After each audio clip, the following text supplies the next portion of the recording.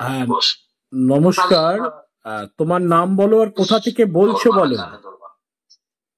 নমস্কার গুরুজি। হ্যাঁ, কোথা থেকে? প্রথমে হ্যাঁ, আমি আসাম থেকে চিত্তরঞ্জন ঘোষ, রাজদীপের বাবা। ঠিক ঠিক ঠিক, তোমার নামটা বলো। চিত্তরঞ্জন ঘোষ। ঠিক আছে। একটা নীল রঙের ব্যাগ আছে যেটা অলরেডি তুমি খুঁজে পেলা। এবার ব্যাগটার মধ্যে কি গোল্ড লোন কথাটা লেখা আছে? হ্যাঁ, এটা আমার গোল্ড লোন আছে। আমার লোনের এখান থেকে আমাকে এটা গিফট করছে। আমার এখানে অনেক টাকা লোন চলে আসছে। ঠিক, এবং আমি যেটা বললাম গোল্ড লোন, সেটা কি ব্যাগের উপর লেখা আছে? হ্যাঁ হ্যাঁ, দেখি একটু।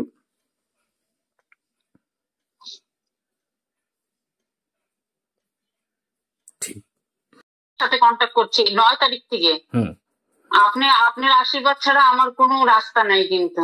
ঠিক ঠিক ঠিক, আমার সব কাজ এলোমেলো হয়ে আছে জানেন। ঠিক, আচ্ছা এটা ভাববেন না, কখনো আমরা ভুলবো না।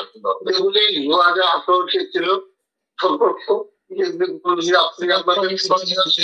2018 পর্যন্ত আমাদের কাছে আপনি বিশেষভাবে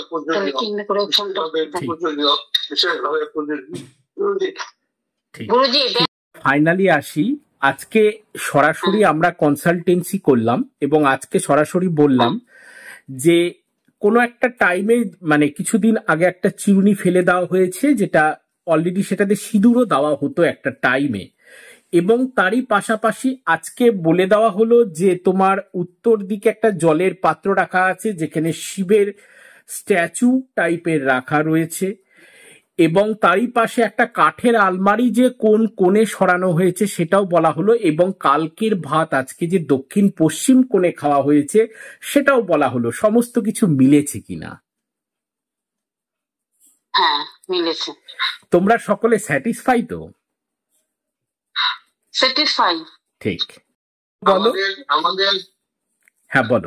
আমাদের পিতা মহাপি, আমাদের পিতা আমাদের সবকিছু আপনার চরণের উপর। আপনি যদি বলেন গাইডে যাও, আমাদের ক্ষমতা নিয়ে আমরা বাইরে যাবো, এইরকম। আজও আমরা এখনো গুরুজি ভাবি আপনি সেই 2018 যেমনি করে আপনি আমাদের আগলে রেখেছিলেন, আজও হয়তো আপনি আমাদের আগলে রেখেছেন, আগামীও রাখবেন গুরুজি। এই আপনার চরণে আমাদের আকুতি বিনতি এবং মিনতি।